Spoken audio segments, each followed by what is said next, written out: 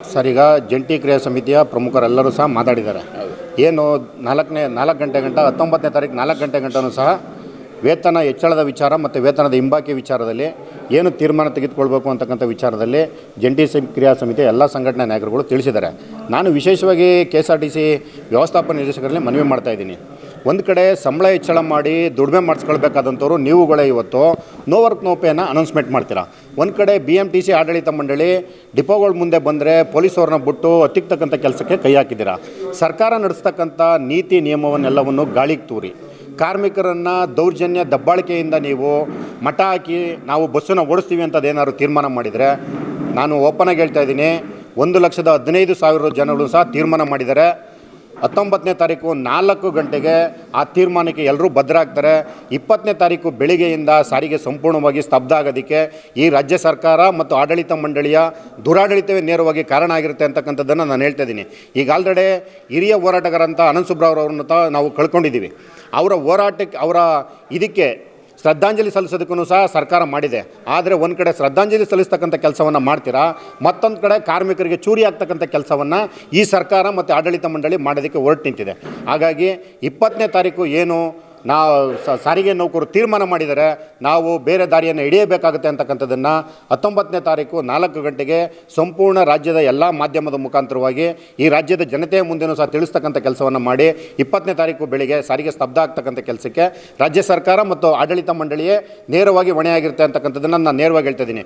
ಒಂದು ಕಡೆ no work no pay announcement ಮಾಡ್ತೀರಾ, ಮತ್ತೊಂದು ಕಡೆ ಪೊಲೀಸರನ್ನ ಕರ್ಕೊಂಡ್ಬಂದು ಡಿಪೋ ಮುಂದೆ ಈಗ ಆಲ್ರೆಡಿ ಕಾರ್ಮಿಕರನ್ನ ಕೆರಳಿಸ್ತಕ್ಕಂಥ ಕೆಲಸ ಮಾಡಿ ಅವ್ರನ್ನ ದೌರ್ಜನ್ಯ ದಬ್ಬಾಳಿಕೆ ಮಾಡ್ತಕ್ಕಂಥ ಕೆಲಸವನ್ನು ಮಾಡಿ ಮಟ್ಟ ಹಾಕೋದಕ್ಕೆ ಕೊಟ್ಟಿರ್ತಕ್ಕಂಥ ಸರ್ಕಾರಕ್ಕೆ ನೇರವಾಗಿ ನಾವು ಎಚ್ಚರಿಕೆ ಕೊಡ್ತಕ್ಕಂಥ ಕೆಲಸವನ್ನು ಮಾಡ್ತಾಯಿದ್ದೀವಿ.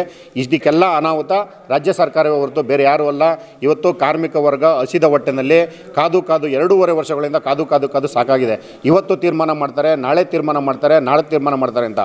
ಆದರೆ ಕಮ್ರೇಡ್ ಅನಂತ್ ಸುಬ್ರಾವ್ರವರು ಬೇಡ, ದುಡುಕೋದು ಬೇಡ, ಸಾರ್ವಜನಿಕ ವಲಯದಲ್ಲಿ ನಮ್ಮ ಬಗ್ಗೆ ಬೇರೆ ರೀತಿಯಲ್ಲಿ ಮಾತಾಡ್ಕೋತಾರೆ. ನಾವು ಭಾಳ ತಾಳ್ಮೆಯಿಂದ ಹೆಜ್ಜೆ ಇಡಬೇಕು ಅಂತಕ್ಕಂಥ ವಿಚಾರಗಳನ್ನ ಇಟ್ಕೊಂಡು ಇಲ್ಲಿಯವರೆಗೂ ಸಹ ನಾವು ತಾಳ್ಮೆಯಿಂದ ಹೆಜ್ಜೆ ಇಟ್ಟಿದ್ದು.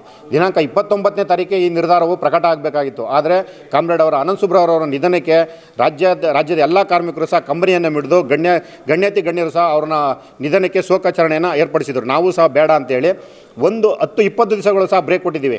ಆದರೆ ಕಿಂಚಿತ್ತು ಸರ್ಕಾರ ಆಡಳಿತ ಮಂಡಳಿ ಇದ್ರ ಬಗ್ಗೆ ಆಲೋಚನೆಯೇ ಇಲ್ಲ, ಏನು ಮಾಡ್ತಾರೆ ನೋಡೋಣ ಅಂತಕ್ಕಂಥ ದುರಾಡಳಿತವನ್ನು ಪ್ರದರ್ಶನ ಮಾಡ್ತಾ ಇರೋದ್ರಿಂದ 19ನೇ ತಾರೀಕು ಕಾರ್ಮಿಕರೆಲ್ಲರೂ ತೀರ್ಮಾನ ಮಾಡಿದ್ದಾರೆ. 4 ಗಂಟೆಗೆ ಸಮಸ್ತ ಜಂಟಿ ಕ್ರಿಯಾ ಸಮಿತಿಯ ನಾಯಕರು ಎಲ್ಲರನ್ನೂ ಒಳಗೊಂಡಂಗೆ 4 ಗಂಟೆಗೆ ನಾವು ಉಪವಾಸ ಸತ್ಯಾಗ್ರಹ ಕೂರೋದ್ರ ಮುಖಾಂತರವಾಗಿ ರಾಜ್ಯದ ನೌಕರರಿಗೆ ನೇರವಾಗಿ ಸಂದೇಶವನ್ನು ಕೊಡ್ತೀವಿ.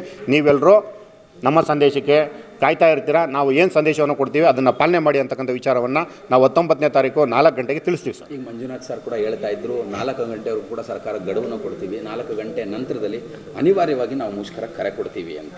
ಸರ್ 100% ಮಂಜುನಾಥ್ ಸರ್ ಏನು ಹೇಳಿದ್ದಾರೆ ಅದು 100% ಸತ್ಯವಾದ ಮಾತು. ಯಾಕೆ ಅಂತಂದರೆ ರಾಜ್ಯದ ಕಾರ್ಮಿಕರು ಸಹ ಇಲ್ಲಿವರೆಗೂ ಹೇಳ್ತಾ ಇದ್ದಾರೆ, ಸಾಕು ಈ ಸರ್ಕಾರಕ್ಕೆ ಗಡುವು ಕೊಟ್ಟಿದ್ದು, ಇನ್ನು ನಾವು ಯಾರು ಕಾಯೋದ್ರ ಬಗ್ಗೆ ಯೋಚನೆ ಮಾಡೋದು ಬೇಡ, ಏನಾಗುತ್ತೆ ಆಗಲಿ ನೋಡೋಣ, ರೋಡಿಗಿಳಿತಕ್ಕಂಥ ಕೆಲಸವನ್ನು ಮಾಡೋಣ ಅಂತಕ್ಕಂಥದ್ದನ್ನು ಕಾರ್ಮಿಕ ವರ್ಗವೇ ತೀರ್ಮಾನ ಮಾಡಿದೆ. ಹಾಗಾಗಿ ಇದರಲ್ಲಿ ಏನು ಮುಚ್ಚುಮರೆ ಮಾಡ್ತಕ್ಕಂಥದ್ದು ಏನಿಲ್ಲ. ನಾವು ಹೇಳ್ತಾ ಇದ್ದೀವಿ 4 ಗಂಟೆಗೂ ಸಹ ಆಡಳಿತ ಮಂಡಳಿ ರಾಜ್ಯ ಸರ್ಕಾರಕ್ಕೆ ಟೈಮು ಗಡುವಿದೆ. ಅದರೊಳಗಡೆ ಸಾರಿಗೆ ಸಮಸ್ಯೆಯನ್ನು ಇತ್ಯರ್ಥಪಡಿಸ್ತಿಲ್ಲ ಅಂತಂದರೆ ಈ ಮುಂದೆ ಆಗ್ತಕ್ಕಂಥ ಅನಾಹುತಗಳೆಲ್ಲದಕ್ಕೂ ಸಹ ಆಡಳಿತ ಮಂಡಳಿ ಮತ್ತು ರಾಜ್ಯ ಸರ್ಕಾರವೇ ನೇರವಾಗಿ ಹೊಣೆಯಾಗಿರುತ್ತೆ ಸರ್.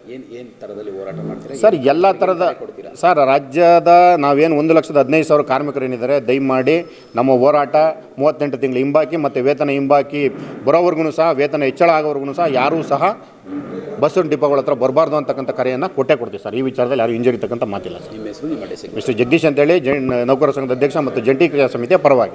ಯಾರಾಗ್ತಾರೆ MLA ಅಭ್ಯರ್ಥಿ 2028 ಶೀಘ್ರದಲ್ಲೇ. ಪ್ರತಿದಿನ ಒಂದೊಂದು ಕ್ಷೇತ್ರದ ಟಿಕೆಟ್ ಆಕಾಂಕ್ಷಿಗಳ ಸಂಪೂರ್ಣ ಮಾಹಿತಿ ಪೊಲಿಟಿಕಲ್ ಜರ್ನಲಿಸ್ಟ್ KM ಶಿವಕುಮಾರ್ ಅವರಿಂದ. ಕರ್ನಾಟಕದ ನಂಬರ್ 1 ಡಿಜಿಟಲ್ ಮೀಡಿಯಾ ನಿಮ್ಮ ನೆಚ್ಚಿನ ಕರ್ನಾಟಕ ಟಿವಿಯಲ್ಲಿ ಮಾತ್ರ. ನೀವು ಸಣ್ಣ ಆಗ್ಬೇಕಲ್ವಾ? ಅದು ಒಂದು ಉತ್ತಮ ಆಹಾರದಿಂದ ಸಣ್ಣ ಆಗ್ಬೇಕಲ್ವಾ? ಪ್ರತಿದಿನ ನಮ್ಮ ಜೀನಿ ಸ್ಲಿಮ್ನ ಯೂಸ್ ಮಾಡಿ ಯಾವುದೇ ಸೈಡ್ ಎಫೆಕ್ಟ್ ಇಲ್ದಂಗೆ ನೀವು ಸಣ್ಣ ಆಗ್ತೀರಾ.